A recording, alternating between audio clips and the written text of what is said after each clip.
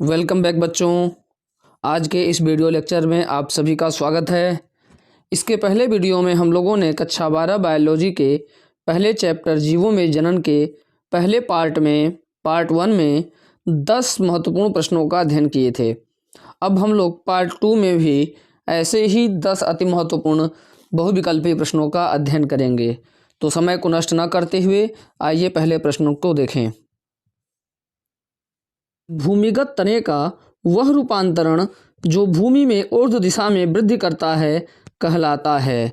Option है कंद, tuber, प्रकंद rhizome, घन कंद कॉम्स और शल्ककंद बल्ब। तो आइए कंद के बारे में जानते हैं। कंद क्या होता है?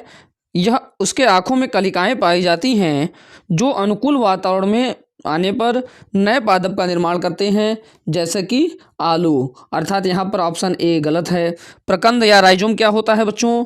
यह एक भूमिगत तना होता है जो प्रतिकूल परिस्थितियों में भोजन का संचय करता है और उन पर उपस्थित कलिकाएं अनुकूल परिस्थितियों में नए वायवीय प्ररोहों को जन्म देती हैं, जैसे केला, अदरक, एडियंटम आदि। अर्थात प्रकंद भी गलत है।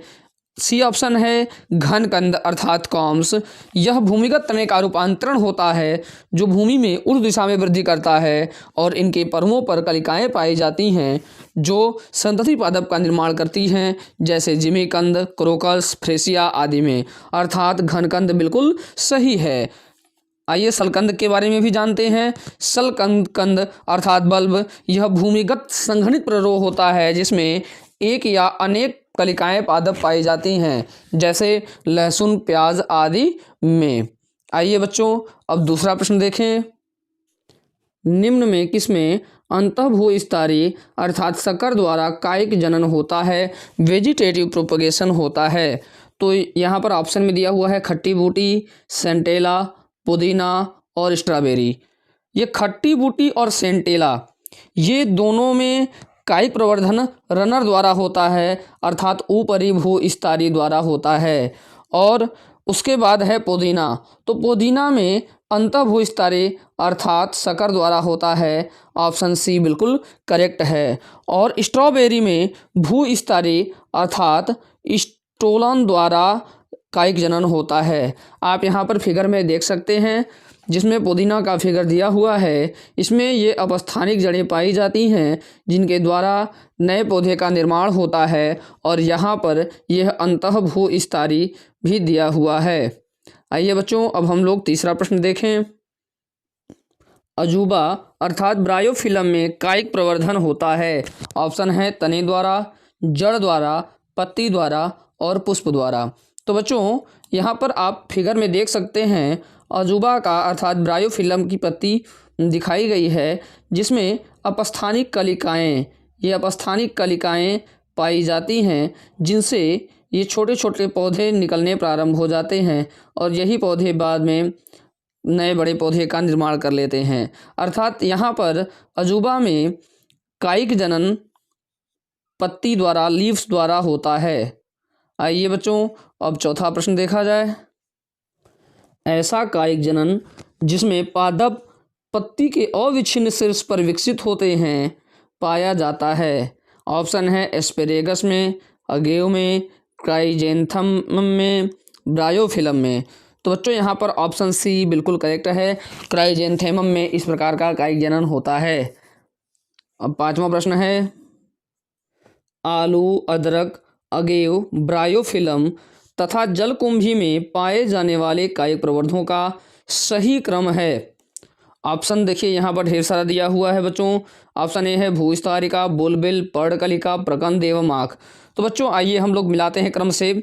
आलू, तो आलू में बच्चों आँख पाया जाता है और इसी में जो कलिकाएं होती हैं उनके द्वारा नए पौधे विकसित होते हैं, अर्थात आँख। इस प्रकार से अगर हम मिलाएं तो ऑप्शन सी बिल्कुल करेक्ट है। फिर भी आइए बाकी सभी को मिला लेते हैं।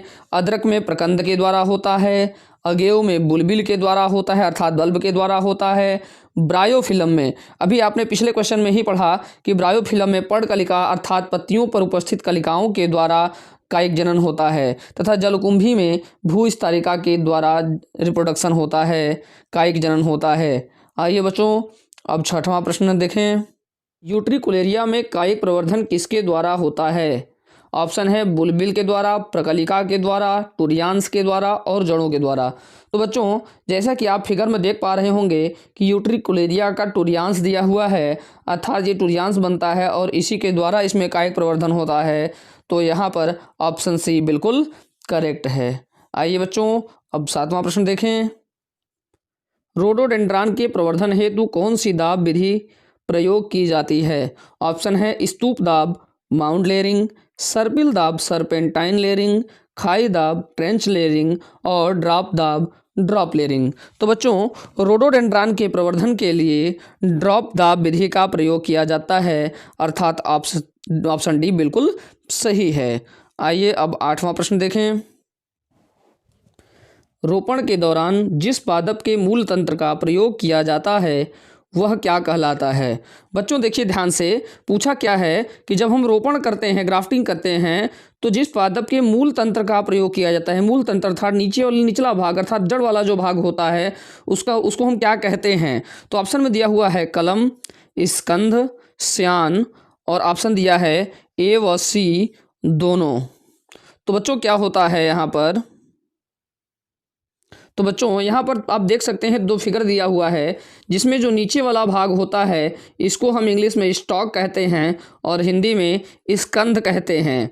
जो ऊपर वाला पार्ट होता है इसे हम श्यान कहते हैं ये श्यान। तो आप देख सकते हैं नीचे वाला जो पार्ट है इसको स्टॉक या स्कंध कहा जाता है अर्थात ऑप्शन बी बिल्कुल करेक्ट है। आइए 9वां प्रश्न देखें बच्चों। वह विधि जिसमें कोशिकाओं या ऊतकों के संवर्धन द्वारा पादप प्राप्त किए जाते हैं कहलाती हैं। बच्चों इसमें पूछा है कि सेल्स के द्वारा या टिश्यूज़ के द्वारा जब हम कल्चर करते हैं और उससे पौधे प्राप्त करते हैं तो उस विधि को हम क्या कहते हैं? ऑप्शन में दिया हुआ है बेटा रोपण अर्थात ग्राफ्टिंग। तो बच्चों इसमें हम क्या करते हैं कि इसमें 2 प्रकार के पौधे होते हैं, जिसमें एक अशुद्ध प्रजाति होता है अर्थात निम्न कोटि का होता है और एक शुद्ध होता है अर्थात उच्च कोटि का होता है। 2 प्रकार के पौधों को उसमें जोड़ करके पौधा तैयार किया जाता है, उसे हम रोपण कहते हैं, ग्राफ्टिंग कहते हैं।